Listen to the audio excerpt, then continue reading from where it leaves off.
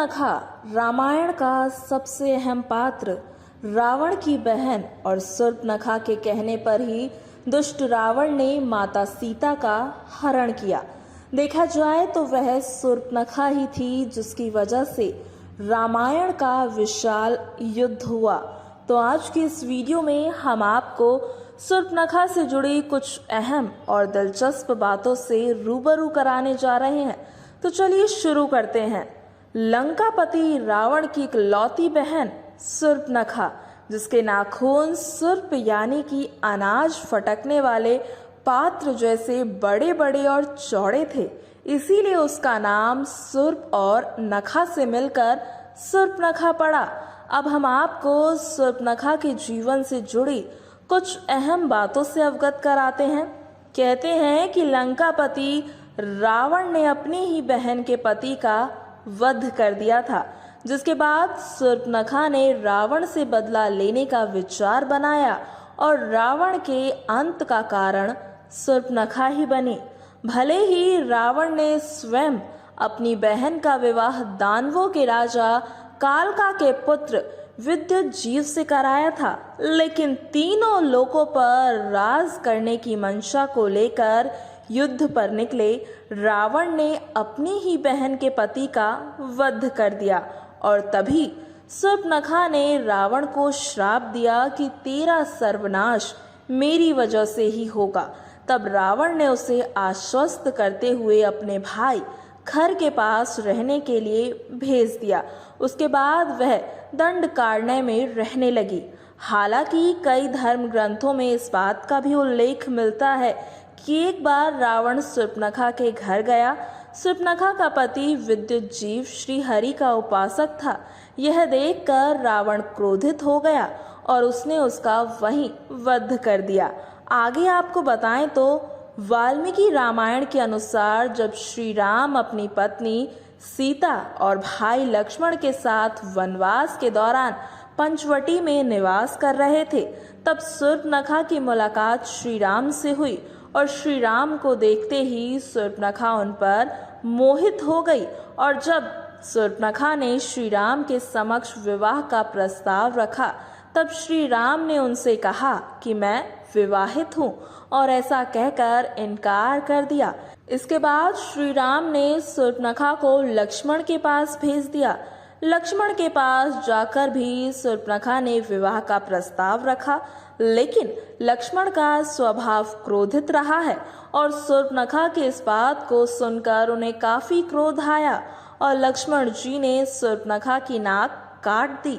तत्पश्चात रोते रोते शूर्पणखा अपने भाई लंका नरेश रावण के पास पहुंची और अपने साथ हुई सारी गाथा को सुनाया, जिसे सुनने के बाद रावण काफी क्रोध में आ गया।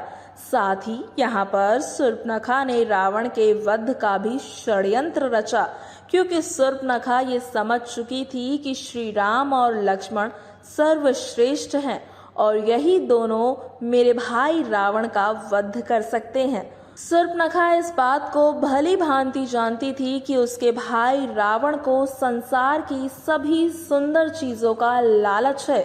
इसके लिए शूर्पणखा ने रावण के कान भरना आरंभ कर दिए और कहा कि भ्राता, जिस लक्ष्मण और राम ने मेरी नाक काटी है, उनकी पत्नी सीता इस विश्व की सबसे सुंदर स्त्री है और वह तो केवल आपकी पत्नी बनने योग्य है।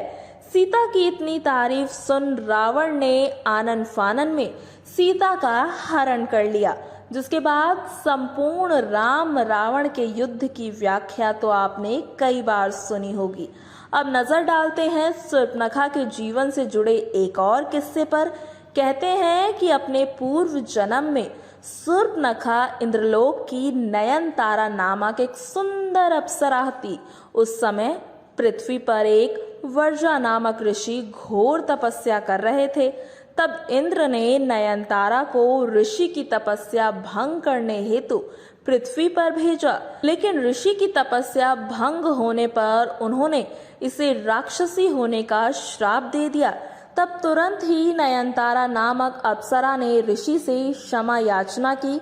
तब ऋषि ने उससे कहा कि राक्षस जन्म में ही तुझे प्रभु के दर्शन होंगे। तब वही अप्सरा देह त्याग के बाद शूर्पणखा नामक राक्षसी बनी और ऋषि के कहे अनुसार उसे विष्णु के अवतार श्री राम और माँ लक्ष्मी की अवतार माता सीता के दर्शन हुए। वहीं शूर्पणखा को लेकर ये भी कहा जाता है कि वह श्री कृष्ण की पत्नी थी। चलिए आपको इसके पीछे की कथा के बारे में बताते हैं। जब राम रावण युद्ध में रावण, कुंभकर्ण, मेघनाथ व लंका के सर्वश्रेष्ठ योद्धा पराजित हो गए और श्री राम को विजय प्राप्त हुई, तब प्रभु को प्राप्त करने की इच्छा मन में लेकर शूर्पणखा पुष्कर नदी चली गई। वहां जल में खड़ी होकर तकरीबन 10,000 वर्षों तक तपस्या की। उसके बाद भगवान शिव ने शूर्पणखा को दर्शन दिए और उसे ये भी वरदान दिया कि 28वें द्वापर युग में जब श्री राम कृष्ण अवतार लेंगे, तब कुब्जा के रूप में तुम्हें कृष्ण से पति सुख की प्राप्ति होगी। तब श्री कृष्ण तुम्हारी कुबड़ को भी ठीक करेंगे और एक बार फिर से तुम्हें अप्सरा नयन तारा की तरह ही मनमोहक रूप दे देंगे। आशा है आज की ये जानकारी आपको काफी पसंद आई होगी।